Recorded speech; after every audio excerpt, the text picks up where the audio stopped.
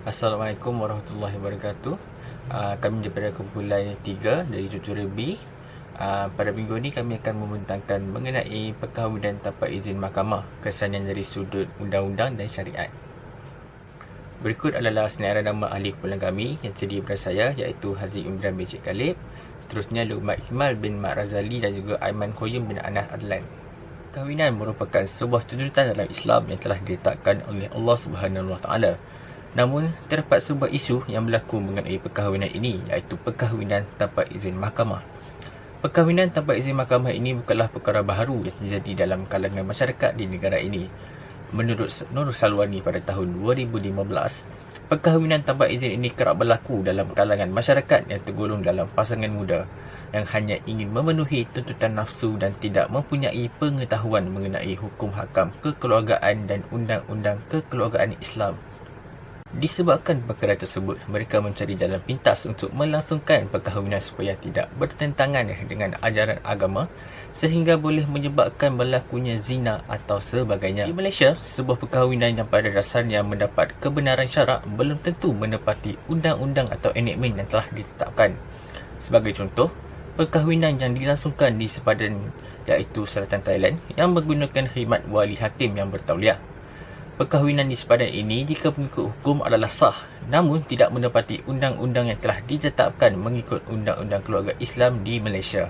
Di Malaysia, perkahwinan yang dibenarkan oleh syariat dan undang-undang adalah seperti berikut. Yang pertama, memenuhi kehendak hukum syarak dengan berdasarkan kepada mazhab muktabar dan fatwa yang telah ditetapkan. Dan yang kedua, mematuhi peruntukan undang-undang dengan berdasarkan kepada enakmen Undang-Undang Keluarga Islam yang telah diperuntukkan di setiap negeri di Malaysia. Berikut adalah faktor-faktor perkahwinan tanpa izin mahkamah di Malaysia yang akan dibentangkan oleh saudara Luqman Ikmal. Antara faktor-faktor perkahwinan tanpa izin mahkamah ialah faktor keluarga. Kebanyakan kes pernikahan tanpa kebenaran di luar negara dikaitkan dengan alasan masalah keluarga. Ini merangkumi masalah ketidakizinan keluarga sendiri seperti wali tidak bersetuju dengan calon suami. Wali sengaja enggan menikahkan atas pelbagai alasan sendiri. Ibu bapa atau ahli keluarga tidak merestui pernikahan tersebut disebabkan masih dalam pengajian. Dan pihak keluarga telah menentukan calon yang lain sebagai pasangannya. Kesannya, pasangan tersebut mengambil jalan lain iaitu bernikah di luar negara bagi menyelesaikan permasalahan mereka. Faktor selanjutnya adalah perkahwinan poligami. Sebilangan pasangan yang bernikah di luar negara adalah disebabkan pernikahan tersebut merupakan pernikahan poligami, sama ada pihak perempuan adalah pernikahan itu menjadi isteri kedua, ketiga atau keempat. Oleh kerana permohonan poligami di Malaysia secara amnya mestilah mendapat kebenaran mahkamah syariah. Terdapat pasangan yang mengambil jalan mudah dengan melakukan pernikahan mereka di luar negeri. Alasan yang diberikan ialah termasuk tidak mendapat kebenaran isteri yang sedia ada, tidak mahu isteri sedia ada mengetahui atau mengelak dari diketahui pihak-pihak tertentu seperti majikan, kaum keluarga atau pihak berkuasa agama tempatan. Seterusnya, antara undang-undang perkahwinan di Malaysia ialah Akta Undang-Undang Keluarga Islam di Malaysia. Akta Undang-Undang Keluarga Islam di Malaysia di setiap negeri telah memperuntukkan bahawa sesebuah perkahwinan itu, khususnya perkahwinan tanpa kebenaran yang dilangsungkan di luar negara, mestilah didaftarkan di bawah peruntukan Undang-Undang Keluarga Islam di negeri masing-masing. Hal ini kerana setiap negeri berbeza sedikit Undang-Undang Keluarga Islam mereka. Walau bagaimanapun, pendaftaran tersebut bukanlah satu perkara yang memberi kesan terhadap sah ataupun tidak sebuah perkahwinan tersebut. Perkara ini telah diperuntukkan di dalam enakmen Undang-Undang Keluarga Islam di setiap negeri di Malaysia.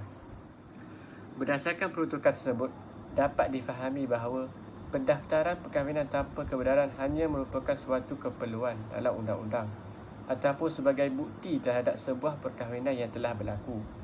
Ia juga sebagai sokongan ke atas sebarang dakwaan untuk menafikan berlakunya perkahwinan tersebut.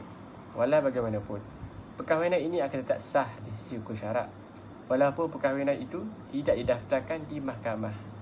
Akan tetapi, peruntukan pendaftaran ini adalah bagi menjamin kelancaran dan kelicinan pentadbiran nikah kahwin, cerai dan rujuk serta masalah-masalah lain yang berkaitan seperti tuntutan hak penjagaan anak dan harta seperceraian jika berlaku penceraian dalam perkahwinan tersebut.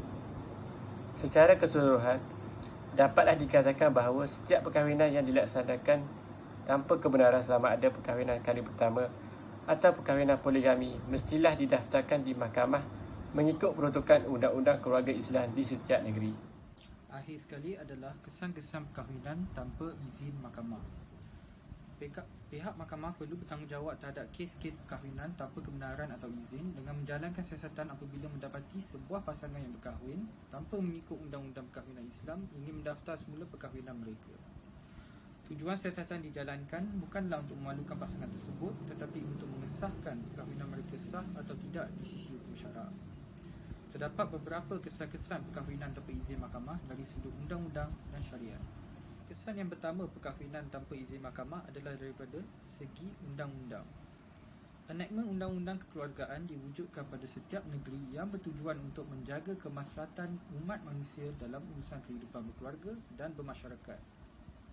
Menurut Nur Salwani pada tahun 2015, peruntukan Undang-Undang Keluarga Islam menyatakan bahawa suatu perkahwinan yang dilangsungkan di luar negeri ataupun di luar mukim mestilah didaftarkan di Mahkamah Syariah untuk memastikan perkahwinan tersebut sah di sisi hukum syarak ataupun tidak. Kesannya terhadap yang tidak membuat demikian adalah mereka akan dikenakan denda oleh pihak mahkamah. Tambahan pula, pasangan yang berkahwin tanpa izin akan menghadapi kesukaran jika ingin mendaftar semula perkahwinan mereka di Mahkamah Syariah, di samping mendapatkan sijil nikah yang baru daripada pejabat agama Islam negeri. Sebagai contoh, dalam konteks negeri Perlis, Seksyen 25 dalam peruntukan enactment Undang-Undang Keluarga Islam Perlis 2006 telah memperuntukkan tentang keperluan untuk mendaftarkan semula perkahwinan yang telah dilangsungkan di luar negara. Denda yang dikenakan kepada pasangan yang didapati melanggar undang-undang tersebut boleh didakwa mengikut Seksyen 40 dalam kurungan 2 Enactment Keluarga Islam Negeri Perlis 2006 dan dikenakan denda tidak melebihi RM1,000 atau 6 bulan penjara atau kedua-duanya sekali. Walau bagaimanapun, setelah didenda, perkahwinan pasangan tersebut tetap akan didaftarkan selepas siasatan diselesaikan oleh pihak mahkamah terhadap kesalahan pasangan tersebut. Seterusnya, perkahwinan tanpa izin mahkamah mewujudkan implikasi dari aspek hukum syarak. Dari aspek hukum syarak, perkahwinan tanpa izin meninggalkan impak negatif yang besar dari sudut kedudukan dan juga status perkahwinan. Perkahwinan mengikut hukum syarak terbahagi kepada dua, iaitu perkahwinan yang sah dan perkahwinan yang fasid. Kesahihan sebuah perkahwinan adalah bergantung kepada kesahihan akad nikah yang dibuat. Akad nikah yang sah merupakan akad nikah yang memenuhi segala rukun dan juga syarat sah nikah. Manakala akad nikah yang batil dan fasid ialah akad nikah yang tidak sempurna pada rukun dan syarat sah nikah. Contohnya seperti juru nikah yang tidak bertauliah, susunan wali yang salah dan lain-lain lagi. Konklusinya, undang-undang dan hukum syarak perlu dipatuhi supaya menjamin kesahihan sebuah perkahwinan.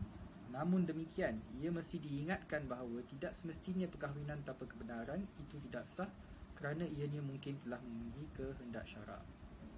Sekian daripada kumpulan kami. Terima kasih. Assalamualaikum warahmatullahi wabarakatuh.